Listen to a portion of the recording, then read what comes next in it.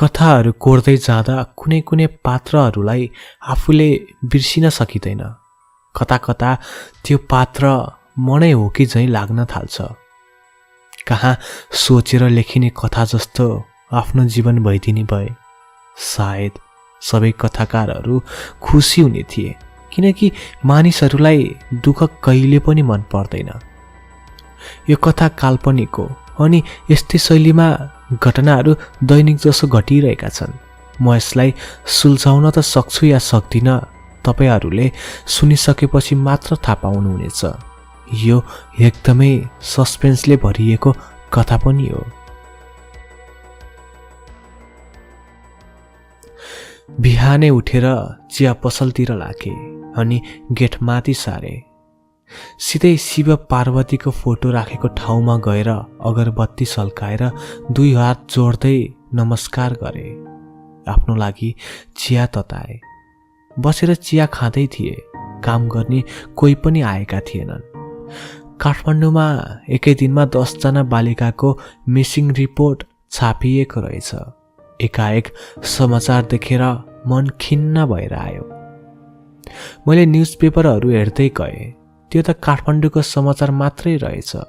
Newspaper पल्टाउँदै जाँदा भक्तपुर, ललितपुर गरेर जम्मा जम्मी 50 जना बालबालिकाको मिसिङ केस दर्ता भएको रहेछ। मन खुल्दुली भएर आयो। हरेक समाचार पढ्दै जाँदा जति ध्यान भड्काउन मैले प्रयास गरे पनि तर सकिन, कति पनि सकिन। एकचोटि सोचे, यदि त्यो बालबालिका मध्ये मेरो कोही आफ्नै परेको भए। मन एकदमै अशान्तिले भरिएको थियो। नजिकैको चौकीमा 4 कप चिया बोकेर गए। भित्तामा टाँगिएको फोटोहरू हेरे। राष्ट्रपति विद्यादेवी भण्डारी र शहीदहरूको फोटो छुट्टा छुट्टै थियो। देब्रेपट्टि भित्ताभरि प्रमाणपत्र थियो। खोर जस्तो जेलमा 1-2 जना कैदी मात्रै थिए। त्यहाँ मध्ये सिनियर अफिसरले भोलि यसलाई अदालतमा लैजान भनेर चर्को आवाजमा गाली गर्दै थियो। मैले पत्रिका पनि उनलाई लगेर दिए। टेबलमा चिया राख्दै मैले भने, सर हेर्नुहोस् त कति बालबालिकाहरू हराइरहेका छन्। यसलाई त गम्भीरतापूर्ण लिन पर्ने होइन र सरकारले अनि सबै अफिसरहरूले। यो लकडाउनको अवधिमा मात्रै 750 जनाको मिसिङ केस आएको रहेछ अनि 450 जना स्टिल बेपत्ता रहेछन्। मैले पनि हिजो समाचारमा हेरेको थिएँ। उनले चियाको कप समात्दै भने, अब यस्तै हो भने पुलिसमाथि भरोसा कति रहन्न नि सर। मलाई मात्र के भन्नुहुन्छ?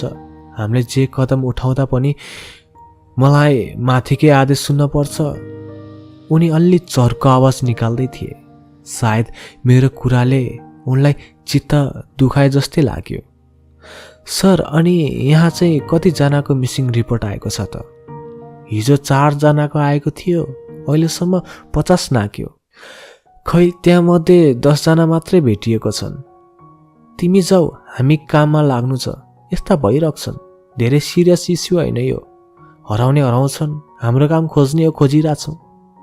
बढी टेन्सन नगर अरूको बारेमा, आफ्नोको ध्यान देऊ। कतै तिम्रो छोरी पनि हराई भने? उसले हाँस्दै भन्यो। मलाई साह्रै रिस उठेर आयो। होइन, यस्तालाई पुलिसमा कसले भर्ती गरायो? अनि डर पनि लाग्यो। साँच्ची मेरी छोरी पनि हराई भने नि। मनलाई शान्त गर्न म सरासर पसलमा गएर बुढीलाई फोन लगाएँ। हेलो हेलो बाबा, छोरीले उठाई। मन शान्ति भयो। मम्मी खै? मैले सोधेँ। लुगा धुँदै हुनुहुन्छ, बोला भयो पर्दैन। बाबा आउँदा मलाई चक्लेट लिएर आइदिनु न है। हस् छोरी। बाबालाई चुप्पा देऊ। मैले राखेँ है छोरी। हस् बाबा। आजभन्दा 10 वर्ष अगाडिको कहानी हो, जुन अध्यायले मेरो जीवन नै परिवर्तन गराइदियो। काठमाडौँ भन्दै खलासीले गाडीलाई कुटिरहेको थियो। त्यो देखेर मलाई लाग्दै थियो उसले भयोभरको रिस त्यही गाडीमाथि खन्नाइरहेको छ। एकदम जाडो भइरहेको थियो। धेरै पछि घाम लागेको थियो। घामलाई देख्दा पनि छुट्टै खुसी लागेको थियो। के गर्ने सोच र आफ्नो बाँकी पढाइ पढ्नका लागि म पहिलो पटक काठमाडौँ हिँड्दै थिएँ।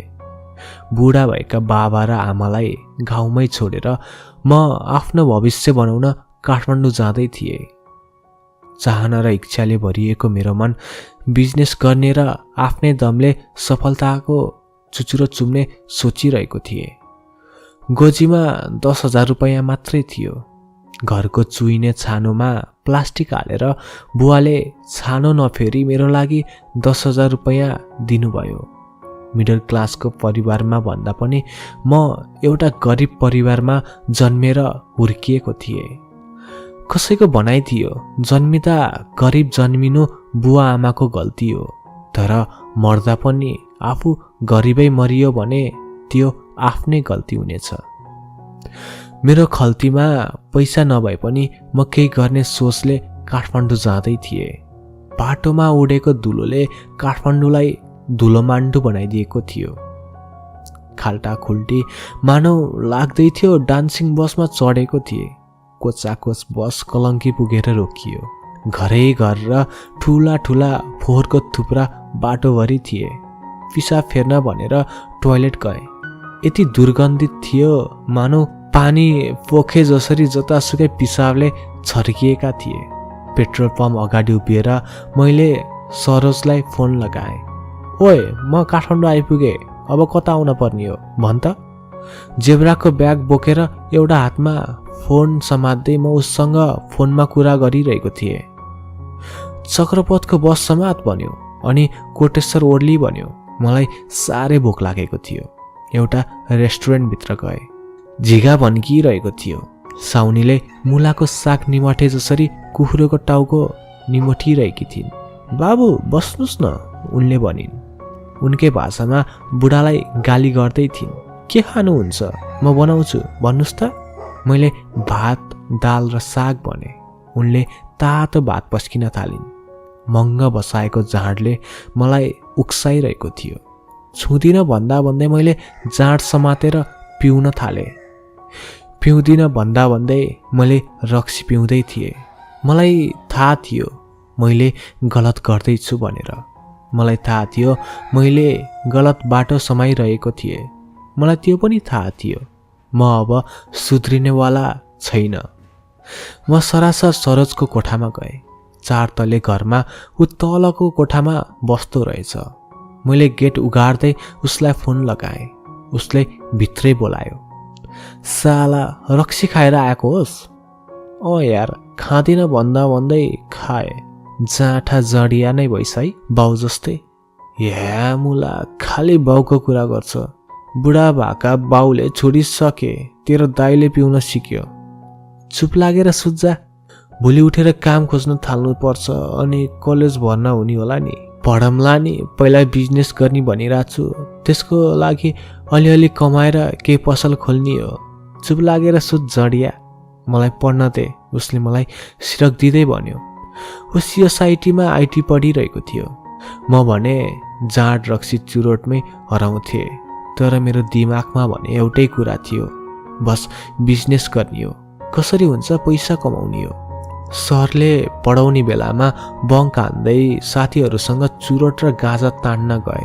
तर आज बिजनेसको बी पनि थाहा नहुँदा नहुँदै बिजनेस गर्ने सोच मात्र बनाएको थिएँ।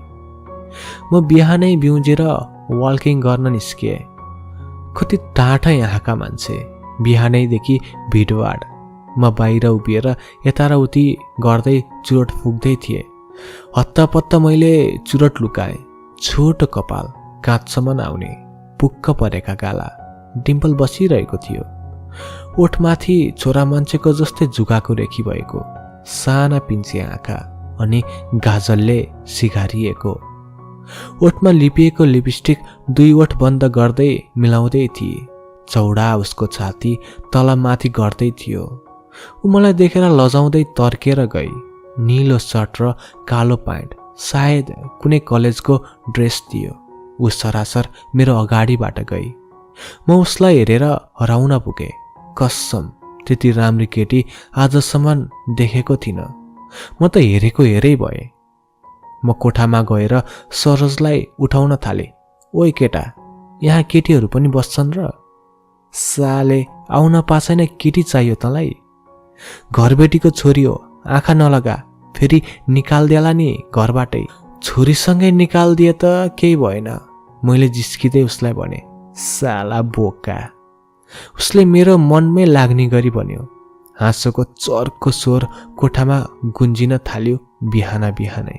ऊ कलेजबाट कति बेला आउँथे थाहा हुन्थेन, तर कति बेला ऊ निस्किन्थे त्यो चाहिँ थाहा हुन्थ्यो। म सबेरै उसलाई हेर्न भए पनि छिटो उठ्न थाले। ऊ गइसकेपछि मात्रै मैले चुरोट सल्काउँथे। हाम्रो नजर धेरै पटक जुझ्न थाल्यो। म बानेश्वरको नेपाल कमर्स क्याम्पसमा भर्ना भए। केटाहरू सबै हावा, केटी भनेपछि रिहाल चुहाउँदै हेर्नलाई भिड गर्थे। पढ्न भन्दा पनि हेर्न आएको जस्तो लाग्दै थियो। कलेज सकिएपछि सबैजना चुरोट खानलाई एउटा पसलमा जान्थ्यो। चुरोट, चिया र दुनोटसँगै मिठा मिठा गफ हान्दै केटाहरूलाई लोभ्याउँथ्यौँ। प्रेम, राकेश, सागर अनि अरू थुप्रै केटाहरूको हुल त्यही चिया पसलमै जम्थ्यो। केटाहरूको अपशब्द पचाउन गाह्रै पर्थ्यो। साउनीले मुख खुम्च्याउँदै हामीतिर हेर्थिन्। सबैजना निस्केपछि उनको मुखबाट एउटै शब्द निस्किन्थ्यो, बेहोरा नभएको नकचाराहरू। म कलेज नहुँदा पनि त्यो चिया पसल गइरहन्थे, तर उनको अगाडि लाइटर बालेर चुरोट खान कहिले सकिन। किन उनी मेरी आफ्नै मम्मी झैँ लाग्थ्यो। उनको छुच्चोपना मेरै मम्मीसँग मिल्थ्यो। दिदी, पसल खोलेको कति भयो? मैले उनलाई सोधेँ। 7 वर्ष भयो भाइ, उनले कपहरू पुस्दै भनिन्। फाइदा कतिको हुन्छ नि दिदी? के भन्नु भाइ, कमाइ त हुन्छ, गर्न सके। चिया र चुरोटबाट बढी फाइदा हुन्छ। चुरोट खानेले नै चिया खान्छन्, त्यही भएर। सधैँ जसो खोलिने त्यो पसल एक दिन बन्द देखे। लगातार 3-4 दिनसम्म बन्द भएको देखेर म छक्क परेँ। नजिकैको पसलमा गएर सोधेँ, दाइ यहाँको दिदी कहाँ जानुभयो? पसल पनि बन्द छ। उनले मेरो अनुहारमा हेर्दै भने, खोइ उनले पसल छोडिन् भन्ने हल्ला छ, मलाई त्यति राम्ररी थाहा छैन भाइ। ए हस् दाइ। फेरि अर्को साइडको पसलमा गएर सोधेँ, यहाँको दिदी खै दाइ आउनुभएको रहेनछ? छोरी हराएदेखि पसल बन्द छ भाइ, उनले निराश अनुहार पार्दै भने। अब आउँदिनन् होला सायद, उनले फेरि थपे। म चुपचाप त्यहाँबाट निस्किए। खल्लो मन बनाउँदै। निराश त यसै पनि थिए, तर मन झनै खल्लो भयो। ए आइस त? सरोजले थप्यो। आज त रक्सी धोकिनस् नि, विशेष क्या अचम्मै भयो त। ए बोल्न यार, के भयो तँलाई? उसले फेरि भन्यो। रिसाइस क्या हो? सरी यार, तँलाई थाहा छ त मलाई रक्सी खाएको मन पर्दैन भनेर। चित्त नदुखा न यार, मैले प्याच्च भन्छु, तँलाई थाहा छ त। आइएम रियल्ली सरी यार। तेरो कुराले चित्त दुखाएर होइन यार, सधैँ चिया खान जाने पसल बन्द थियो अनि त्यो दिदीले पसल बेचिन्छन् अनि छोरी पनि हराएकी रहेछन्। बिचारा यार, कस्तो पिर पर्यो। टेन्सन नगर, भेटिन्छ नि। झन् काठमाडौँमा पुलिसहरूले ख्याल गर्छन्, उसले मलाई आश्वासन दिँदै भन्यो। जा गएर भात खा, मासु ल्याएको छु, चिसो भइसक्यो। नाइ यार, खाना मन छैन। ए ल जेसुकै गर। झन् प्रेक्षाको फेसबुक आइडी दिन्छु भनेको थिएँ। को प्रेक्षा? घरबेटीको छोरी के? उसले हाँस्दै भन्यो। या मजाक नगर्न। हो के उसको नाम प्रेक्षा? साँच्ची? मैले एकदम खुसी हुँदै सोधेँ। साला अघिसम्म चुप थियो, अहिले बोल्न थालिस्। ल पट्टाएर देखा सक्छस् भने। देखाए भने नि भाउजू भनौँला। ल है त, ल डन। सरोज कोठामा थिएन। ऊ 2-4 दिन मात्रै कोठामा आउँथ्यो। बाँकी दिन ऊ कहाँ, खै कोसँग के गर्थ्यो मलाई केही थाहा हुन्थेन। उसले भन्थ्यो म दिदीकोमा जान्छु, तर दिदीले नै मलाई फोन गरेर सोध्नुहुन्थ्यो, भाइ कता गएको छ? मसँग जवाब हुन्थेन। कहिले कता बिजी छ भनिदिन्थे त कहिले कता। उसको हरकत अजिब किसिमको लाग्थ्यो। अचम्म कुराहरू उसले हेर्थ्यो। प्राय जसो उसले हिंस्रक किसिमको कुराहरू मन पराउँथ्यो, जस्तै जनावरहरूलाई मारेको भिडियोहरू अनि टेरोरिस्ट टाइपको भिडियोहरू। मैले शङ्का लागेर उसलाई सोधेको पनि थिएँ। उसले मलाई बहाना बनाएर कुरा फेर्थ्यो, त्यही पनि मैले केही जिद्दी गर्नै सक्थिनँ अनि त्यो कुरा त्यत्तिकैमा हराउँथ्यो। माया प्रेम गर्न सायद जिन्दगीले सिकाउने रहेछ। आफूले गर्छु भनेर पनि नहुने, गर्दिन भनेर पनि नहुने, भाग्यमा जे छ त्यही हुने रहेछ। साथीलाई वचन त दिए प्रेक्षालाई आफ्नो बनाउने भनेर, तर प्रेक्षाको अरू कोही छ कि भनेर डर लाग्न थाल्यो। सधैँ कलेज ड्रेसमा देखिने प्रेक्षा त्यस दिन उसलाई मैले कुर्ती लगाएको फोटोमा देख्दै थिएँ। आहा, कति सुहाएको, कति राम्री देखिएकी। निधारमा कालो टिका, डिम्पल बस्ने उसको गाला।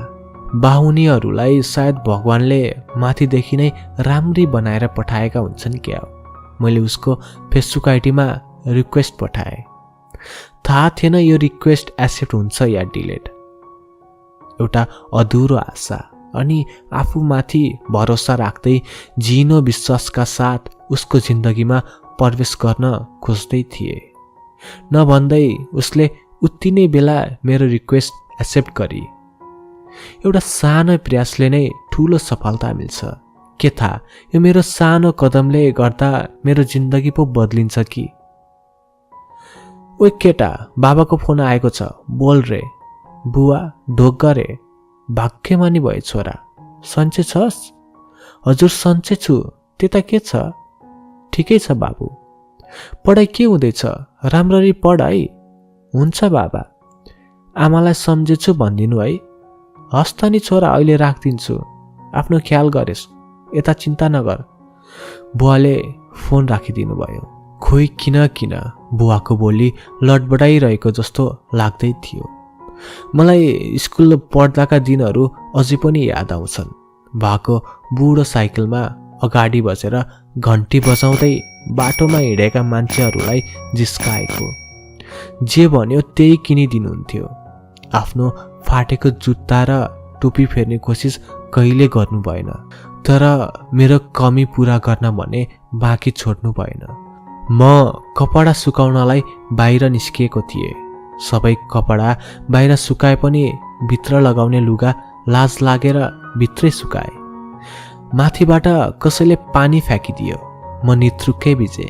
ह्याप्पी होली 3-4 जनाले एकै साथमा भने। प्रेक्षा आफ्नो भाइ बहिनीसँग बसेर हाँस्दै थिए। म न्याउ र अनुहार पार्दै उसलाई ठुलो ठुलो हेर्न पाए के गर्नै सकिनँ। यसै रिसाएर कोठामा गए। फेसबुकमा उसले सरी लेखेर पठाएकी थिए। रिक्वेस्ट एक्सेप्ट भए पनि म बोल्न भने डराइरहेको थिएँ। मैले ठुस्केको इमोजी पठाएँ। रिसाको हो, उसले मेसेज गरी। आई एम सो सरी, माथि आउनु न, घर कोही छैन आज, उसले लेखेर पठाए। मलाई कता कता अक्वार्ड लाग्दै थियो। त्यही पनि म आफ्नो लुगा फेरेर माथि गए। ढोका मात्र के खोलेको थिए, लोला र पानी बर्सिन थाल्यो। साला फेरि धोका भयो। मेरो पालो साइडमा राखेको रङ समातेर उनलाई दल्न गए। महँगा बसाएको स्याम्पूले मलाई उत्तेजक बनायो। आफूलाई सम्हाल्दै मैले केही दूरी बढाएँ। उ लजाउँदै थिए, त्यसमा म पनि थपिदिएँ। उसले नराम्रो नसोचोस् भनेर उसका भाइ बहिनीलाई पनि दलिदिए। होलीले नजिक बनायो हामीलाई। यसरी नजिक बनायो कि उसको घरमा कोही नहुँदा म छतमा उसलाई भेट्न जान थालेँ। एउटा कुनामा बसेर हामी कुरा गर्न थाल्यौँ। ऊ बिहानै कलेजको लागि निस्किन्थे। बस हेर्न भए पनि म बाहिर उठेर जान थालेँ। मैले घरमा बुवालाई अलिकति पैसा पठाइदिन भने। के गर्छु सोचेर अघि बढ्दै थिएँ। सायद जिन्दगीलाई सिकाउँदै थियो एउटा नमिठो पाठ। 10,000 जति बुवाले ब्याङ्कको खातामा हालिदिनु भयो। मैले फेसबुक खोल्दै थिएँ। यतिकैमा प्रेक्षाको मेसेज आयो, हाई। मैले हजुर लेखेर पठाएँ। उसले आज घरमा एक्लै छु भनेर पठाए। अनि बुवा मम्मी कता जानुभयो? मैले सोधेँ। मामा घर बिहेमा। अनि भाइ बहिनी? सुतिसक्यो उनीहरू त। तिमी किन नगएको त? म बिहेको दिन मात्रै जाने रे। किन नि? मेरो इक्जाम चलिरहेको छ, त्यही भएर। अनि खाना खानुभयो? खाइसके। तिमीले नि? खाए मैले पनि। माथि आउनु न। भो, मलाई डर लाग्छ। केही हुँदैन, आउनु न बिस्तारै। साँच्ची आम? म बिरालो जसरी लुत्रुक्क परेर कुनै आवाज ननिकाली माथिसम्म गए। उसले गेट खोली अनि त्यसपछि ढोका। म बेसकरी बोल्न लाग्दै थिएँ। उसले मेरो मुखमा औँला राख्दै चुप बन्न थाली। म त्यो दिन उसँग एकदमै नजिक भएको थिएँ, तर उसको स्पर्श लिने आँट मसँग थिएन। उसले आफ्नो कोठा देखाउन थाली। फ्रिजमा राखेको खानेकुरा झिकेर मलाई ल्याएर टक्राए। अर्को दाई त बोल्दा नि बोल्नुहुन्न। म हाँस्नु कि रुनु? मलाई पनि दाई भनी भने या भनिदिने होली। हामी सँगै छतमा गयौँ। ऊ आफै मेरो एकदमै करिब आई। मेरो हात समातेर मेरो काँधमा टाउको बिसाई। उसले मोबाइलमा एउटा हिन्दी गीत बजाई र इयरफोन मेरो कानमा राखिदिए। लता मङ्गेशकरको स्वरमा गुन्जेको त्यस गीतले मेरो जिउमा काँडा उम्रियो। लग जा गले, फिर ए हँसी रात होना हो शायद, फिर इस जन्म में मुलाकात होना हो। ऊ गुनगुनाउँदै थिए, आफ्ना आँखा बन्द गरेर। म उसैलाई हेरेर उसको सुन्दरतामा हराउँदै थिएँ। बिस्तारै मैले उसलाई अँगाल्न पुग्छु। ऊ कुनै प्रतिक्रिया जनाउँदिने, त्यही पनि म उसलाई हेर्न छोड्दिनँ। बस गुन्जिरहेको गीतसँगै हामी एकअर्काको न्यानो अँगालोमा हराइरह्यौँ। अब म जान्छु भनेर रातिको 1 बजे उसलाई सुताएर म त्यहाँबाट निस्किएँ। उसले नजान भन्दै थिए, त्यही पनि मलाई जान थियो, ताकि भोलिका दिनमा हामीलाई कसैले देखिहाल्यो भने पनि प्रश्न नगरोस्। मलाई त खासै फरक पर्दैन, तर ऊ एउटी नारी हो। एउटा परपुरुषसँग कसैले देखिहाल्यो भने नराम्रो हुन्छ। उसलाई मात्र नभई उसको बुवा आमाको पनि इज्जतमा दाग बस्न सक्छ। अझै हामी मोडर्न भएका छैनौँ, जसरी विदेशीले आफ्नो बुवा आमाको अगाडि आफ्नो कोठामा बोयफ्रेन्ड गर्लफ्रेन्ड लिएर आउँछन्। हामी यसलाई कदापि स्वीकार्न सक्दैनौँ। मैले घर अगाडि नै एउटा पसल भाडामा लिने निर्णय गरेँ। सानो पसल। सरोजले पनि अलिकति सापटी दियो। प्रेक्षाले पनि अलिकति आफ्नो खुत्रुकेबाट सहयोग गरी। फाइदा भए ब्याजसँगै दिनु, घाटा भए आस मारिदिन्छु, उसले मुस्कुराउँदै भनी। सबैको साथ र सहयोगले बिस्तारै म आफ्नो सपनालाई अँगाल्दै थिएँ। त्यहाँसम्म पुग्न खोज्दै थिएँ। मेरो चिया पसलको बोनी जहिले प्रेक्षाले गरिदिन्थे। मलाई घाटा पनि भएको थिएन अनि एकदम फाइदा पनि भएको थिएन, तर मलाई विश्वास थियो म एक दिन सफल हुन्छु भनेर। बाबा एक दिन घर बसेर दाउरा चिर्दै हुनुहुँदो रहेछ। गाउँले जीवन दुःख नगरी खाना कहाँ पुग्छ र? ग्यास त हाम्रो लागि सपना सर थियो। हामी त्यही दाउराको चुलोमा खुसी थियौँ। एकाएक ब्याङ्कबाट घर लिलामीमा परेको नोटिस आएको रहेछ। नआओस् पनि कसरी, फाइनल वार्निङ पहिला म उतै हुँदा आएको थियो। कर्मचारीहरू आएर ताला लगाएर गएछन्। मेरो आँखाभरि आँसु बगिरह्यो। गरिबको कर्म एक छाक खान र लाउन पाए पनि मन खुसी हुन्छ। मैले यस्तो भएको 3 दिनपछि थाहा पाएँ। बाबालाई फोन लगाएर सम्झाउन खोजेँ। बोल्न मसँग मान्नु भएन। मम्मीलाई फोन लगाएँ। मम्मी पनि के बोल्नु भएन, खालि रुनु मात्रै भयो। सायद गरिब भएर होला यतिसम्म पीडा पाउने। मलाई महल अनि धनी हुन पनि मन छैन, केवल मेरा बा आमालाई खुसी बनाउन मन थियो। बा र मम्मी मामाकोमा बस्नु भएको रहेछ। मलाई एकचोटि घर जान मन थियो, तर मलाई यता पसल छोडेर जान पर्थ्यो। मलाई एकदमै गाह्रो पर्थ्यो। छोरा जन्माएर हुर्काएर बुवा आमाको साथमा नहुँदा साह्रै नरमाइलो लाग्दो रहेछ। आफूसँग ल्याएर राखेर यो महँगीमा मैले पाल्न पनि सक्थिनँ अनि त्यो सम्भव पनि थिएन। ती पुराना दिनहरू सम्झिए। बाबाले मेरो चाहनाहरू पुरा गरिदिनु भएको। मलाई थाहा थियो हामी त्यो कुराहरू एफोर्ड गर्न सक्दैनौँ। म ती खेलाउनलाई भुलिदिन्थेँ। बाबा भन्नुहुन्थ्यो भोलि पर्सि ठुलो भएपछि किनिदिन्छु। तर बाबाले कहिले भन्नु भएन मसँग पैसा छैन नि छोरा। धनी साथीहरूले नयाँ नयाँ लुगा लगाउँथे दसैँमा, तर मैले स्कुलको नयाँ सर्ट र प्यान्ट लगाउँथे। स्कुलको लागि पनि भयो, दसैँ पनि मनाइयो। गरिबको लागि दसैँ दशा जस्तै हो। मासु हरेकको घरमा पाक्थ्यो, तर हाम्रो घरमा केवल मेरो लागि मात्रै पाक्थ्यो। बा र आमा झोलसँग भात मुछेर खानुहुन्थ्यो। मलाई थाहा थियो बाबाको सेक्रिफाइस र अनि मम्मीको दुःख र लडाई, तर हामी गरिब कसरी भयौँ त्यो मलाई थाहा थिएन। बाबाले कहिले पनि भन्नु भएन हामी गरिब कसरी भयौँ भनेर। मम्मीलाई धेरै पटक सोधेको पनि थिए, तर मम्मीले जहिले कुरा फेर्नुहुन्थ्यो। जब जब म घरको कुराले चिन्तित हुने गर्थे, प्रेक्षा मेरो साथमा आएर मेरो आँसु पुछिदिन्थे। उसलाई बहाना भएको थियो सरोजसँग पढ्न आउने, तर सरोज कोठामा थिएन भनेर उसको बुवा आमालाई कसरी थाहा होस्। सरोज आफ्नो दिदीकोमा बस्न गएको थियो। दिदीहरू विदेश जाने भएर उतै 2-4 दिन समय बिताउन हुन्छ भनेर पनि ऊ उतै बसेको थियो। सरोजलाई यसको बारेमा पहिले खबर गरिसकेको थिएँ। साला मोच छ है, म नहुँदा उसले यही भन्थ्यो, तर मलाई मोज होइन चोट परिरहेको थियो। बस प्रेक्षाले मलम मात्र लगाइरहेकी थिए। त्यो आलो घाउ कहिले सन्चो होला भनेर कुरिरहेको थिएँ।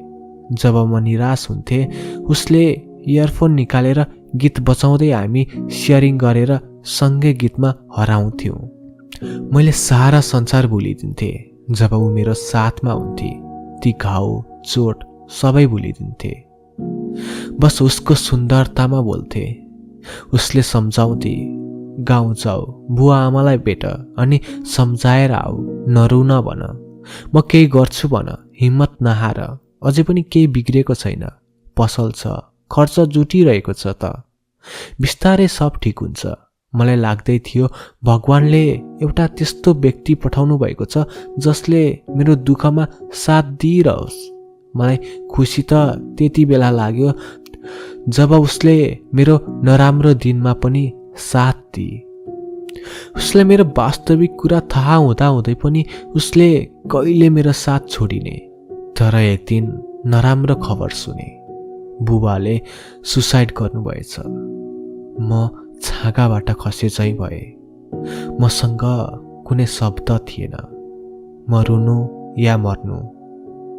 म हरेक पल रोइरहे, आँखाबाट आँसुका धारा बगिरहे। सरोज दिदीलाई उडाउन एयरपोर्ट गएको थियो। म आफूलाई सम्हाल्न सक्दै सकिनँ। थचक्क चिसो भुइँमा बसेछु, स्वाक्क स्वाक्क गर्दै रोइरहे। प्रेक्षा कलेजबाट आउँदै थिए। मलाई देखेर सिधै मेरो कोठामा आई। ओए के भयो, किन रोएको यसरी? मुखबाट रियाल निस्किरहेको थियो। आँसुले हात पुरै भिजेको थियो। मैले अकमकिँदै उसलाई बुबाले संसार छोड्नु भएको कुरा सुनाए। उसले मलाई सम्हालेर पानी पिलाए। म एकान्तमा आफूलाई भुलाउन चाहन्थे। म सक्दै सकिरहेको थिइनँ। उसले मलाई अँगाल्दै नरौ भने। ऊ त्यहाँबाट उठेर मेरो लागि गाउँ जाने व्यवस्था गरिदिए। उसले मेरो हातमा 500 रुपैयाँ दिँदै मलाई बससम्म छोड्न आए। मैले पिलिक्क आँसु चुहाउँदै बसको झ्यालमा बसेर काठमाडौँको धुलो र दुर्गन्धलाई उछिन्दै आफ्नो गाउँतिर लागे, बुबाको अन्तिम संस्कारको लागि। बसबाट ओर्लिएर आफ्नो घर जाने बाटोतिर लाग्दै थिए। यो सुनसान बस्ती मेरो लागि होइन। लाग्दै थियो यो ठाउँ अब कहिले फर्केर आउन पर्ने छैन। आफू हुर्केको स्कुल देख्दा छुट्टै किसिमको तरङ्गित महसुस भयो। प्रत्येक पाइला चाल्दै जाँदा आफ्नो घरमा लगाइएको तालचा देखे। बाहिर टाँसिएको नोटिसले मलाई खिन्न बनायो। पल पल खसिरहेको आँसुको थोपाले मेरो मन बत्ती पोलिरहेको थियो। लगाएको टी सर्ट माथि सार्दै आँखाको आँसु पुछे। हुर्केको आँगन अब कहिले मेरो हुँदैन महसुस गरे। सायद यस्तो पीडा एउटा गरिबले नै बुझ्छ। हो, म गरिब छु, मनको धनी भएर कहाँ पुग्थ्यो र। यहाँ जो कोहीलाई पनि पैसा नै चाहिएको छ। आज पैसा भएको भए बुबाले सुसाइड गर्नुहुन्थेन। म यसरी बुवाको अन्तिम अनुहार यति छिटै हेर्न आउन पर्थेन। यस्तो अवस्था कसैको जिन्दगीमा नआओस्। गरिबकै कारण आत्महत्या गर्न पर्ने, जग्गा लिलाम भएकै कारण मर्नु पर्ने।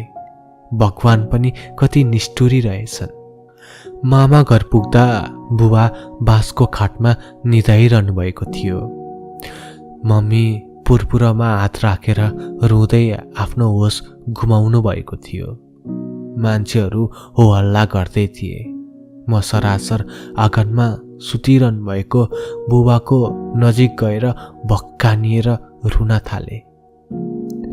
मलाई मतलब थिएन कसैले छोरा मान्छे भएर पनि रुन्छस् भन्दा। मामा आएर मलाई बुबाले कोरेको एउटा पत्र हातमा थमाइदिनु भयो। भान्जा, नरौ, जे हुनु भइगयो, आफूलाई सम्हाल भन्न मन थियो। यो समाज मलाई चाहिँदैन। जति बेला मेरो घरमा चामल पाक्न बन्द भयो त्यति बेला ठुलो ठुलो हेरिरहेको थियो। मलाई यो समाजको मान्छे चाहिँदैन। जति बेला मेरो बुवालाई मद्दतको आवश्यक थियो त्यति बेला ठुलो ठुलो हेर्दै बस्यो। घरमा तालचा लाग्दा रमाउने यो समाज मलाई चाहिँदैन। आज बुवाको अन्तिम संस्कारको लागि एउटा बाध्यतावश सहयोग गरे जसरी आएको छ। मलाई चाहिँदैन यो समाज। म आफै दागबत्ती दिन सक्छु मेरो बुवाको शरीरलाई। म आफै काजक्रिया गर्न सक्छु मेरो बुवाको शरीरलाई। तर अफसोस मसँग त्यति बोल्ने आँट थिएन, हिम्मत थिएन। म लाचार थिएँ। बुवाले दिनुभएको एउटा छिनो बाँकी छ मसँग, यो घाँटीको माला। म सरासर पत्र पल्टाएर पढ्न थाले। छोरा, त जन्मिँदै छस् भनेको सुन्दा म इन्डियामा थिएँ।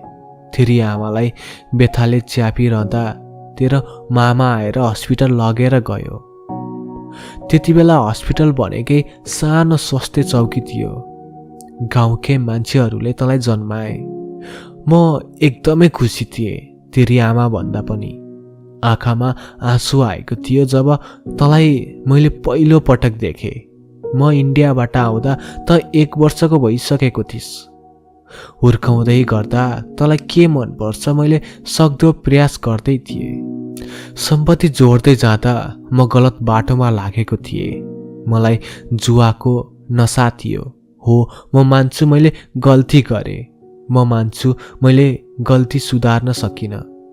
यो गाउँमा सायद कमैलाई थाहा होला म जुवाडे थिएँ भनेर। लागु औषधको पछि लागेर मैले कमाएको पैसा सबै सक्याउन थालेँ। तेरी आमाले तँलाई हुर्काउँदै जाँदा कति दुःख सही त्यो तेरी आमा र नजिकको छिमेकीलाई बढी थाहा छ। म त एउटा जिम्मेवारी समेत बोक्न सकिनँ छोरा। तेरी आमा भोकै बस्ती तैँले खाना नखाँदा त सानो थिइस्, बुझ्थिनस्। थुप्रै बिरामी भइस्। तँलाई हस्पिटल डुकुराउँदैमा ठिक्क थियो तेरी आमालाई। म इन्डियामा बसिरहँदा मेरो सङ्गत यहाँकै गजेडी र जुवाडेसँग हुन पुग्यो, जसले गर्दा कमाएको पैसा मैले उडाउन थालेँ। तेरी आमा मेरो बाटो हेरेर बस्थे हरेक दशैंमा। तर म कहिले फर्केर आइन। मसँग पैसा हुन्थेन। मैले सबै खोलामा बगाए जसरी बगाउन थालेँ। 8 वर्षपछि गाउँ आएर तेरी आमाले मैले लिख्ने लागु औषध फेला पारी। उसले आफू पनि मर्ने अनि तँलाई पनि मारेर यो संसारबाट बिदा लिख्छु भनी मलाई सबैभन्दा बढी माया तिमी आमा छोराको लाग्छ। जति सुध्रिन खोजे पनि म कहिले सुध्रिन सकिन। त गरिब थिइनस् छोरा, तेरो बुवाले गर्दा आज त गरिब भइस्। मलाई माफ गरिदे, मैले तेरो जिन्दगी बर्बाद गरिदिए। तँलाई थाहा पनि थियो या थिएन घर लिलाम परेको कारण? सबै मैले जुवा र तास खेलेर सकाए। हिम्मत नहार छोरा, तैँले गर्न सक्छस्, मलाई विश्वास छ। म जस्तो कातर नभई है छोरा। जसरी आज मैले यो गलत बाटोमा लागेर आफ्नो सन्तान र श्रीमतीलाई रुवाए अनि दुःख दिए, तैँले कहिले पनि यस्तो बाटो नरच है छोरा। हेर त आज मेरो जिन्दगीसँगै मैले बाँकी 2वटा जिन्दगी पनि बर्बाद गरिदिए। मलाई माफ गरिदेऊ छोरा, मलाई माफ गरिदेऊ। म झन् रोए। आँसु थाम्न सकिन। मेरो आँसु रित्तियो। मैले बाबाको निधारमा छुमे र हङ्गाले। सायद आज जति ढिलो भए पनि एउटा सच्चाइ मैले थाहा पाएँ। लुकाउन सक्नुहुन्थ्यो होला, तर लुकाएर आफूसँगै दबाउनु भएन। मेरो लागि भगवान सरा हुनुहुन्थ्यो मेरो बाबा। म त्यहाँबाट उठेर मम्मी भए नजिक गएँ।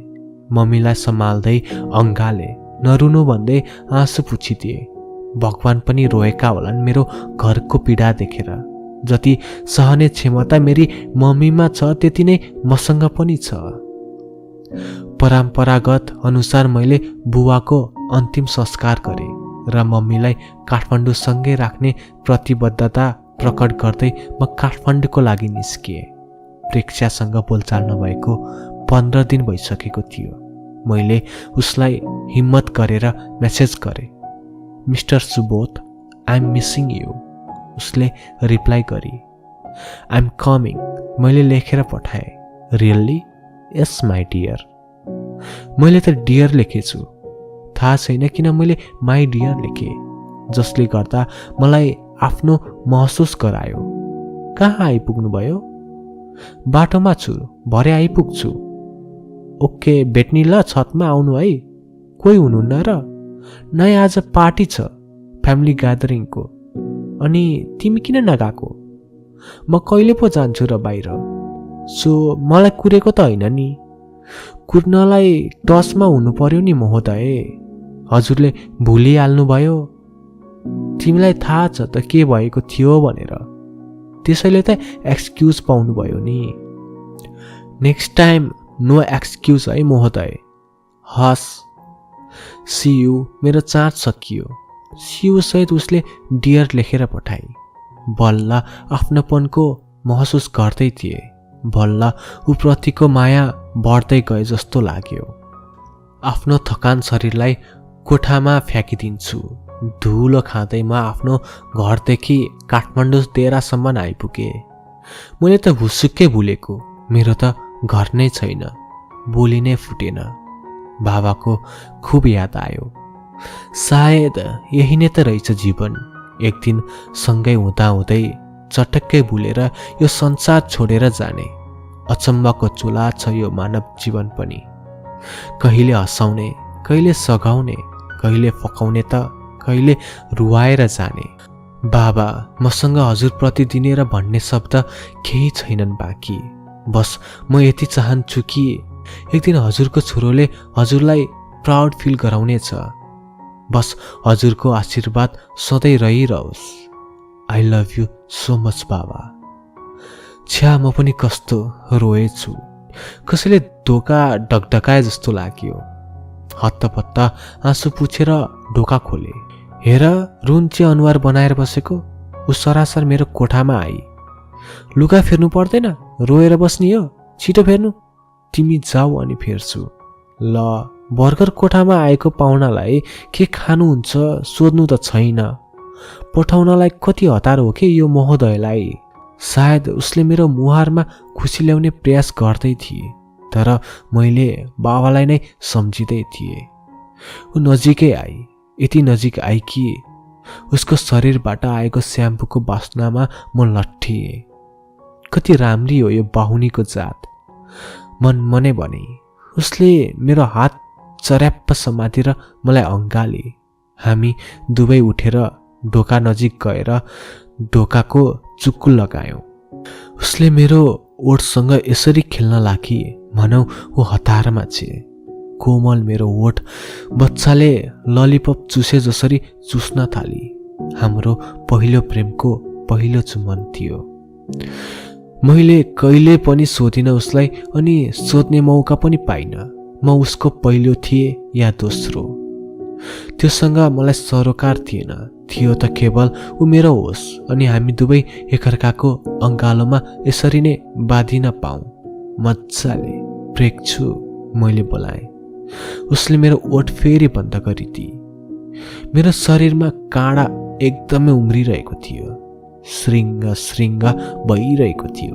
उसको छातीतिर सुमसुमाउन थाले। उसले आफै मेरो हात त्यहाँसम्म लगिदिए।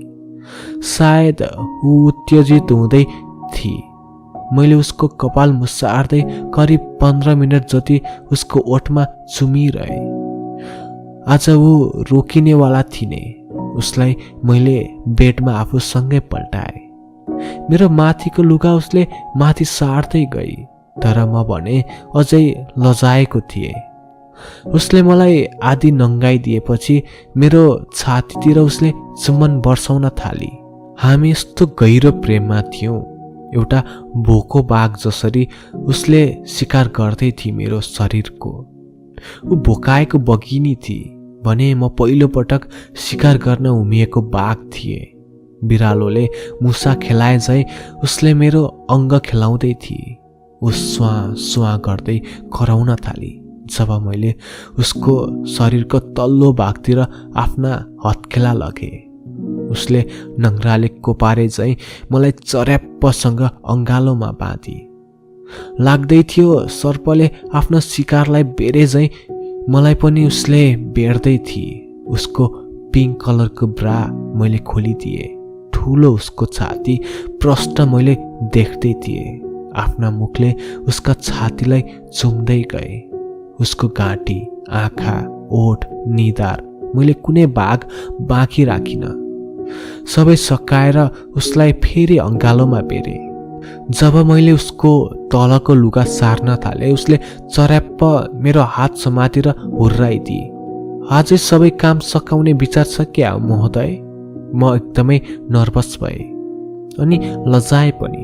जुरुक्क उमाथिबाट उठेर मैले टी सर्ट लगाएँ। उसले पनि लजाउँदै आफ्नो ब्रा र टी सर्ट लगाए। त्यसपछि मैले चुक्कल खोलिदिएँ। उसले भरे माथि आउनु भन्दै आफ्नो कोठातिर लागि। सधैँ जसो त्यही छतमा बसेर उसले ठुसिदिएको इयरफोनबाट हिन्दी गीत सुन्दै उसको बकबकमा हराउन पुग्छु। ती चम्किला तारा, ऊ अनि म, यो बहकिने हिन्दी गीत, आहा कति मिठो। यो अन्धकारमा काठमाडौँ जति राम्रो सहर मलाई केही लागेन। कति लोभलाग्दो रङ्गीत सङ्गीत देखिएको। सायद आफूले प्रेम गरेको मान्छेको साथमा हुँदा आफ्नो दुःख सबै हराउँदै जाँदो रहेछ। ऊ मेरो मलम बनिसकेकी थिए। मेरी प्रेक्षा, मेरी प्रेक्छु। दाई दाई एउटा दुधको चिया, म झसङ्ग झस्किएँ। भित्र आएर उसले पेस्टोल लोड गर्यो। सिधै मेरो निधारमा तेर्साएर उसले मेरो पकेट छाम्न थाल्यो। पकेटमा भएको 2000 रुपैयाँ उसले लिएर ऊ भाग्न थाल्छ। म हाँस्दै उसको पिछा गर्न थाल्छु। साला, दिउँसै नक्कली बन्दुक मेरो कन्चेटमा तेर्साएर मलाई नै लुटेर गयो। मलाई थाहा थियो त्यो व्यक्ति फेरि पनि यही वरिपरि भेटिनेछ। त्यही आशामा म बसिरहेको थिएँ। प्रेक्षा, ओ प्रेक्षा, बहिनीलाई देखिनेस्? प्रेक्षाको मम्मीले उसलाई बोलाउनुहुन्छ। ऊ सरासर मेरो पसलतिर आउँछ बहिनीलाई खोज्दै। निराश अनुहार पार्दै ऊ त्यहाँबाट जान्छे। सुरुको के बेर त्यति मन कसैले देखाउँदैनन् उसको बहिनीलाई खोज्न, तर जति समय बित्दै जान्छ सबैको अनुहार रातो पिरो हुँदै जान्छ। सबैको मनमा चिसो पस्न थाल्छ। अघि भर्खर यही खेल्दै गरेकी छोरी एकाएक लापत्ता पर्दा सबैलाई चिन्ता त हुने नै भयो। नजिकैको पुलिस स्टेसनमा गएर छोरीको मिसिङ केसको दर्ता गर्न थाल्छन्। पुलिसहरूको सामान्य व्यवहार देखेर उनीहरू चकित पर्छन्। यो सँगै 4वटा केस यहाँ दर्ता भएका छन्। आज आस्था नराख्नु, तर हामी प्रयास भने गर्छौँ। एउटा असैले उनीहरूलाई सान्त्वना दिनु त कहाँ हो कहाँ, आशा नराख्नु भन्दा साह्रै रिस उठ्यो। म चुपचाप ध्यान लगाएर सोच्न थाल्छु। हामी खोज्दै घरि थिन्कुने पुग्यौँ, घरि भक्तपुरतिर त घरि ललितपुर। कतैबाट अपहरणको फोन आए छोरी भेटिने आशा हुन्छ। यदि फोन आएन भने भेटिने चान्स न्यून हुन्छ। पुलिसहरू आएर हाम्रो कोठामा पनि छामछुम गर्न थाल्यो। मैले कुनै प्रतिकार गरिनँ। आफ्नो कोठालाई पुलिसले सहजै रूपमा निरीक्षण गर्न दिए। तर केही भेटिएन। भेटिन्थ्यो पनि के? किताब अनि लुगा, त्यो बाहेक के नै छ र मसँग बाँकी? म प्रेक्षाको छेउमा गएर उसको कपाल मुसार्न थाल्छु। चिन्ता नगर न, भेटिन्छन् के बहिनी। ऊ निराश हुँदै आफ्नो आँखाबाट आँसु बर्साउन थाल्छे। उसको निधारमा चुम्दै उसलाई अँगाल्छु। प्रेक्षा, कसैसँग झगडा भएको थियो बुवा मम्मीको? मैले उसलाई सोध्छु। उसले नाइ भन्दै आफ्नो टाउको हल्लाउँछे। कसैसँग रिसिभी केही छैन? छैन। राम्ररी सम्झिने कोसिस गर त। कोही त होला जसले तिमीलाई यो तिम्रो बहिनीमाथि नजर राखेको थियो। छैन के? को हुन्छ र? मलाई केही थाहा छैन। ऊ टाउकोमा हात राख्दै रुन्चे हुँदै त्यहाँबाट उठेर जान्छे। एकैछिनमा मलाई प्राइभेट नम्बरबाट फोन आउँछ। को रहेछ भन्दै मैले फोन उठाउँछु। हेलो हेलो, कोही बोल्दैन। तँलाई बडो सोख छ जस्तो छ हिरो बन्ने। हजुर, मैले बुझिनँ नि। तँलाई छिटै मर्न मन छ जस्तो लाग्यो। को? किन न्यु खोजेको मसँग? चुप साले, मेरो कुरा सुन। यो हराएको मान्छे खोज्नुतिर नलाग भाइ। जो हरायो हरायो। ऊ फर्केर नि आउन सक्छ, नआउन पनि सक्छ। तर त साला बढी भएको छस्। तँलाई के त्यसको दिदीलाई पट्टाउन छ? धेरै साउथ मुभीमा जसरी खोज्दै नहिँड। यो छ नि तेरो साथी सरोज अनि त। तिमीहरू दुईटैलाई बीच बाटोमा राखेर चिर्दिन्छु। जा त अब पुलिस चौकी। त्यो चौकी अगाडि बच्चाको लास ल्याएर फ्याँकिदिन्छु। Hello hello. मलाई साह्रै डर लाग्यो। आखिर के पाउँछन् यिनीहरूले यस्तो गरेर? म निशब्द भएँ। नम्बर प्राइभेटदेखि आइरहेको थियो। न त्यसमा नम्बर हेर्न मिल्छ त, न मसँग चौकी गएर यी सबै भन्ने हिम्मत थियो। त्यही टोलमा मात्रै 3 जना नानीहरू मिसिङ भएका रहेछन्, त्यो पनि एकै दिनमा। सबैको उमेर 6 देखि 7 वर्षको मात्रै रहेछ। म केही आशा राखेर फेरि बाहिर निस्किन्छु। तर उनी हराएको दिनहरू बित्दै जान्छ। भेटिने आशा रित्तिभर हुँदैन। 1 दिन 2 दिन 3 दिन गर्दै 1 महिना बितिसक्दा पनि उनी भेटिँदैनिन्। तर 2 महिनाको अवधिमा एकाएक उनलाई घर अगाडि एउटा भ्यानबाट उत्रिँदै गर्दा मलाई अचम्म लाग्यो। उनी त्यही ड्रेसअपमा थिइन् जुन दिन ऊ हराएकी थिइन्। नानी, मैले बोलाएँ। त्यस भ्यानमा सरोज जस्तै देखिने एउटा केटालाई देखेँ। भ्यान यस्तो रफ्तारमा दौडियो कि मैले नम्बर प्लेट पनि राम्ररी देख्न पाइनँ। मलाई एकदमै शङ्का लाग्यो। परबाट प्रेक्षाको मम्मी आउँदै हुनुहुन्थ्यो। नानीले मलाई पुलुक्क हेरिन्। मलाई विश्वास लागेन। फेरि सोधे, नानी कहाँ गएकी थियो? ऊ रुँदै सरासर आफ्नो मम्मीतिर दुकुर्न थाली। म अचम्म पर्दै थिएँ। आखिर के कारणको लागि उनलाई किडन्याप गरिएको थियो? मलाई थाहा नै थिएन। अब मलाई पत्ता लगाउन थियो आखिर के कारणको लागि उनी हराइन्। आज कसरी एकाएक घर ल्याएर उनलाई छोडिदियो। कोठामा दक्कुर्दै गए। सरोज कोठामै थियो। के भयो? किन दक्कुर्दै आइस्? उसले सोध्यो। म चुपचाप बाथरुमतिर गएँ। मुखमा पानी छ्याप्प छ्याप्प पार्दै सोच्न थाले, आखिर सरोज नभए को थियो त त्यो केटो जो सरोज जस्तै देखिने? अनि बहिनी हराएको दिन पनि त ऊ कोठामा थिएन। एक दिन म तिनकुनेको प्रभु ब्याङ्कबाट पैसा निकाल्दै बाहिर निस्किँदै थिए। चिया पसलकी दिदीलाई देखे। कति पछि उनको साथमा नानी पनि थिइन्। अनि नजिकै गएर सोधे, नमस्कार दिदी। नमस्कार बाबु। अनि सन्चै हुनुहुन्छ? हजुर सन्चै। उनले मुस्कुराउँदै मतिर हेरिन्। पसल त बन्द गर्नुभएछ है दिदी? त्यति बेला साह्रै गाह्रो परेको थियो बाबु, के गर्नु। अनि बाबु यता कसरी? म सानो कामले आएको थिएँ कि, अनि हजुरलाई देखेर बोलाएको। साँच्ची नानी त हराएकी थिइन् होइन र? हो नि बाबु, तर कति दिनपछि भेटिन्। लगभग 2 महिना जति लाग्यो। के भयो? कता गएकी रहेछिन् त? कसरी आइन् थाहा छ हजुरलाई? खै बाबु, जुन लुगा लगाएर गएकी थिए त्यही लुगामा घर आएकी थिए, तर कसरी कसले कहाँ केही थाहा छैन। हजुरले सोध्नु भएन र उनलाई? सोधेको, तर उसले केही थाहा छैन भनी। ए हस् त दिदी, म जान्छु। हस् बाबु। दादालाई बाई गर छोरी। बहिनीले हात हल्लाउँदै बाई गरिन्। मेरो सधैँको दिनचर्या जस्तै त्यस दिन बिहानै सुरु भयो। उठेर मुख धोएर चिया पसलतिर गए। शनिबारको दिन थियो। प्रेक्षासँग भेट हुन मुस्किल नै पर्थ्यो। चियाको सुर्खीसँगै पत्रिका पल्टाउँदै गए। काठमाडौँमा डेरा गरेर बस्दै आएका आमा छोरीको विवत्सपूर्ण हत्या 2068 सालको असार महिनाको 14 गतेका दिन कान्तिपुरको दोस्रो पृष्ठमा छापिएको थियो। मन खिन्न भयो अनि आँसु पनि आयो। अस्ति भर्खर भेटेको दिदी आज यही समाचारको हेडलाइन बन्नुभएछ। रोए बहिनीलाई सम्झेर। बिचारा, के गल्ती थियो ती दिदी र बहिनीको यसरी मार्नलाई।